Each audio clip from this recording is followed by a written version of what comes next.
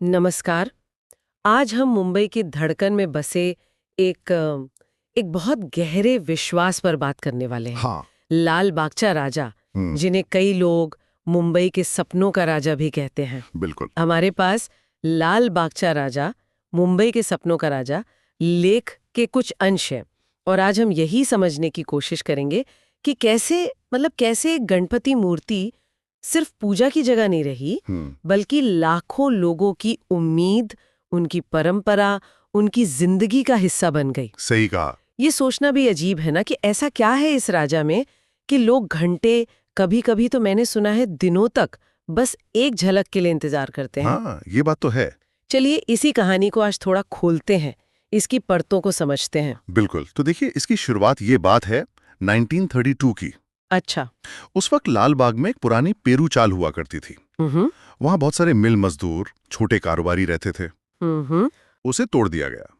अब इसके साथ क्या हुआ कि उनका जो पूजा का एक सामुदायिक स्थल था, वो भी चला गया। ओह।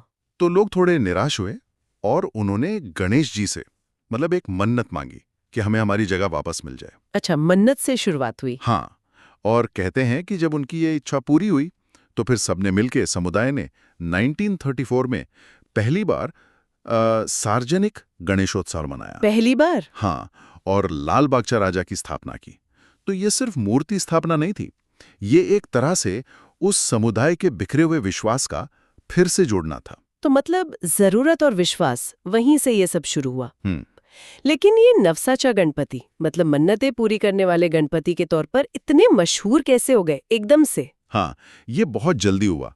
जैसे ही मूर्ति स्थापित हुई ना, तो लोगों में ये बात फैलने लगी कि भाई यहाँ अगर सच्चे दिल से कुछ मांगो, हाँ। तो वो पूरा होता है। तो नवसाचा गणपति, ये नाम इसी विश्वास से जुड़ गया। अच्छा। फिर एक ने बताया, दूसरे ने बताया, लोगों ने अपने अनुभव शेयर किए और देखते देखते मतलब मुंबई के कोने कोने से भक्त आने लगे। हाँ। तो ये सिर्फ एक मंदिर या पंडाल नहीं रहा, ये एक उम्मीद का सेंटर बन गया, आशा का प्रतीक।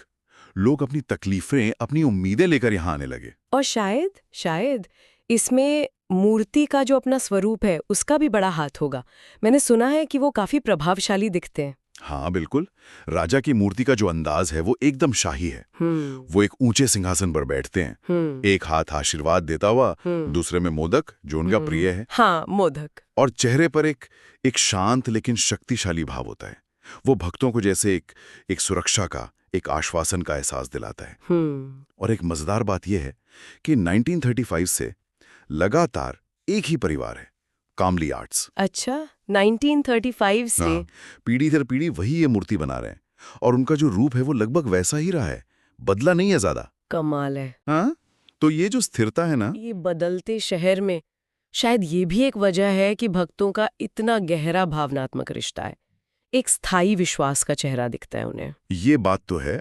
ये निरंतरता कमाल की है और ये दिखाता है कि जड़ें कितनी गहरी हैं। और फिर वक्त के साथ राजा का महत्व सिर्फ मन्नतें पूरी करने तक ही नहीं रहा। नहीं, बिल्कुल नहीं। बल्कि ये सेवा और समुदाय की पहचान से भी जुड़ गया है ना। एकदम सही कहा। देखिए, आजादी की लड़ाई के टाइम पे भी ये पंडाल जो था, वो स्थानीय लोगों, मिल मजदूरों के लिए एक जुड़ने की, प्रेरणा लेने की जगह बना। और आजादी के बाद भी लाल बागचा राजा मुंबई की जो हिम्मत है, जो जिजीविषा है मुश्किलों से लड़ने की, उसका प्रतीक बन गए।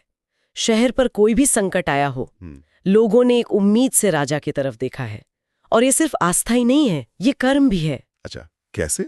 वो जो मंडल है, लाल बागचा राजा सार्वजनिक उत्सव मंडल, जो 1934 से ही इसे मैनेज कर रहा है। हाँ, वो भक्तों से जो दान मिलता है ना, उसका एक बड़ा हिस्सा वो समाज सेवा में लगाते हैं। अरे वाह! हाँ, अस्पताल चलाने में मदद, स्कूलों के लिए, आपदा राहत का काम हो, जरूरतमंदों की पढ़ाई, अच्छा, इन सब चीजों में।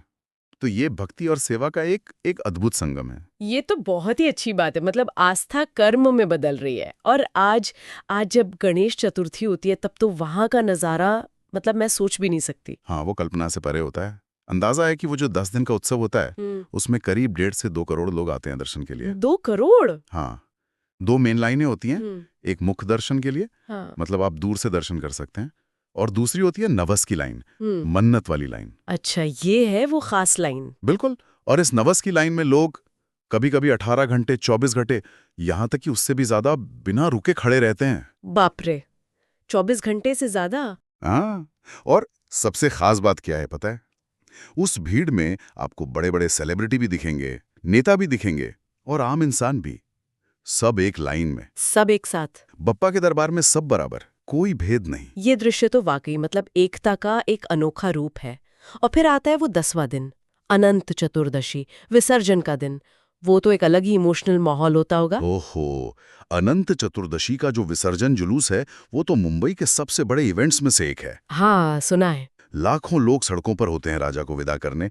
हवा में बस एक ही आवाज गूंजती है, गणपति बप्पा मोरया, पुढच्या वर्षी लवकरिया। अगले साल जल्दी आना। हाँ बिल्कुल, संगीत, नाच, भक्ति, आंखों में आंसू, सब कुछ एक साथ। वो यात्रा लाल बाग से गिरगांव चौपाटी तक पहुंचने में अक्सर 20 घंटे से भी ज्यादा लग जाते हैं। 20 घंटे सिर्फ विसर्जन यात्रा? हाँ, ये एक भारी मन से विदाई होती है और अगले बरस उनके वापस आने के वादे के साथ। तो ये कहानी जो 1934 में एक चाल के टूटने और एक मन्नत से शुरू हुई थी, वो आज मुंबई की आस्था का शायद सबसे बड़ा चेहरा बन चुकी है। हाँ बिल्कुल, लाल बागचा राजा सिर्फ एक मूर्ति नहीं है, वो विश्वास है, परंपरा है, कम्युनिटी की सेवा है और लाखों लोगों का वो अटूट भरोसा है। ये मुंबई के आम लोगों के संघर्ष और उनकी भक्ति से निकली हुई, उससे सींची हुई एक विरासत है जो हर साल और मजबूत होती जाती है। ये सोचना वाकई कितना दिलचस्प है कि कैसे एक समुदाय की जरूरत और उनके पक्के विश्वास ने एक ऐसी परंपरा बना दी जो न सिर्फ पीढ़ियों से चली आ रही है, बल्कि आज देश और दुनिया के करोड़ों लोगों को किसी न किसी तरह से जोड़ती है। क्या आज के इस दौर में भी हम हमारी सामूहिक इच्छा शक्ति से ऐसे ही स्थायी प्रतीक बना सकते हैं, ऐसी आस्था और एकता के प्रतीक जो आने वाली पीढ़ियों को भी प्रेरणा दे? ये वाकई एक बहुत गहरा सवाल है जिस पर हम सबको सोचना चाहिए।